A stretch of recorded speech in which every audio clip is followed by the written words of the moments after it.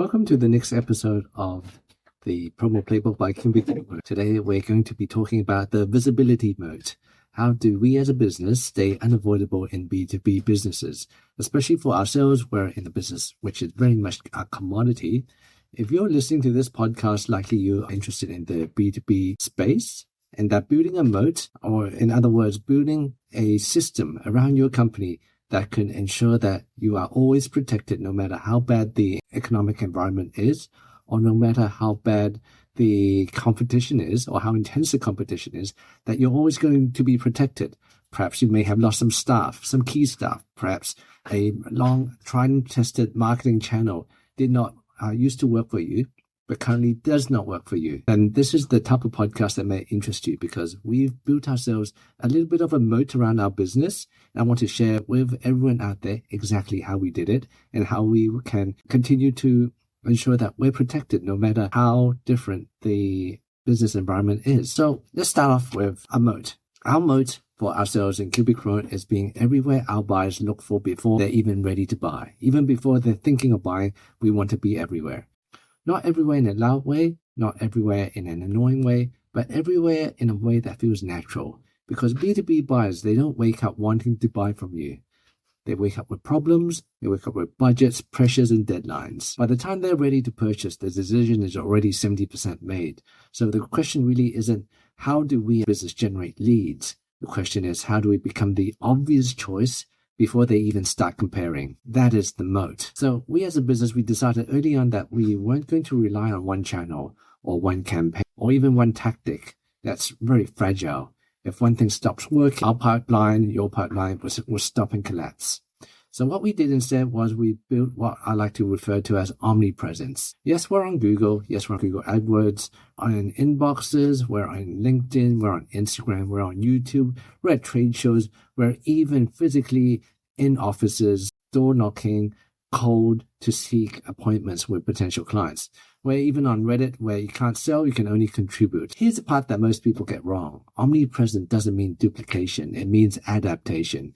You see, if you go onto our company blog, our blog sounds and looks nothing like our Instagram. On our blog, we display depth, we experience authority, thinking, structured thinking. It's written for procurement teams, marketing managers, operational heads. It shows that we understand supply chains, branding techniques, logistics, and margins.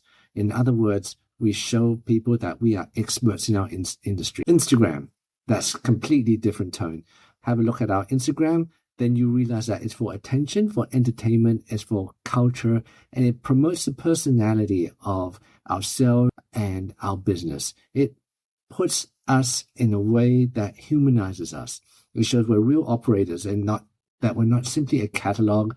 We're just not simply a company that can help people by supplying them with merchandise with a logo slapped on it.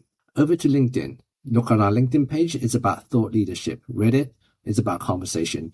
YouTube, we create long-form trust videos. Emails, we consistently use it to keep people updated. And we use retargeting when it comes to online advertising to constantly reinforce our brand into the memories of our clients. All these different platforms have a different message, but they have the same brand spine. The part that people typically underestimate is the physical presence. Our account managers will literally walk into offices and politely ask for meetings. We don't pitch aggressively. It's simply a tactic that we use to build familiarity. Because when someone has seen our blog, has received our email, have heard our podcast, and then you show up in person, it doesn't feel cold. It feels a little bit familiar. We further extend that by attending events. We organize events. We help other people organize our events. We embed ourselves into the business community. It's not there to collect a bunch of business cards. It really is there to be present, to show that we care, to be showing that we are part of the business ecosystem. We are a B2B company after all, and contributing is very much in our DNA. Speed is another layer to them that we do. We realize that in the B2B space, being responsive is absolutely critical. Everyone wants an answer to a question very quickly. If you reply faster, quote faster, deliver faster, you remove a lot of friction. And friction is where deals will go to die. Speeds build reputation. Reputation builds referrals. Referrals lower our acquisition costs. When it comes to touch points, we aim for at least 15 meaningful touch points because we know it's 15 touch points before someone would consider purchasing.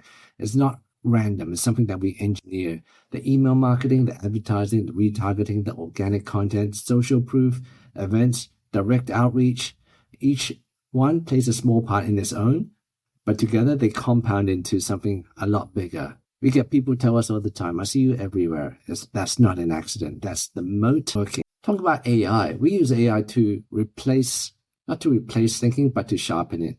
So we use it to articulate the flow, improve the clarity, and we use it to tighten the message. It forces us to put our ideas onto paper and on through to the phone as well in a better way. Clearer communication always builds authority. The biggest shift in our business, and this is important, was retention. I must admit, I'll be the first one to say, for the first 10 years of our business, we chased new clients aggressively and we were very successful. However, the last 5 to 10 years, we've realized this obsession on chasing new clients was not the best way to go about it. Now we obsess about retaining clients. Retaining clients is everything to us. It's easier to keep a client than to win a new one, they say. And it's true. It's cheaper, it's faster, and it compounds year on year. Our retention is core to our KPI nowadays. It's our number one KPI.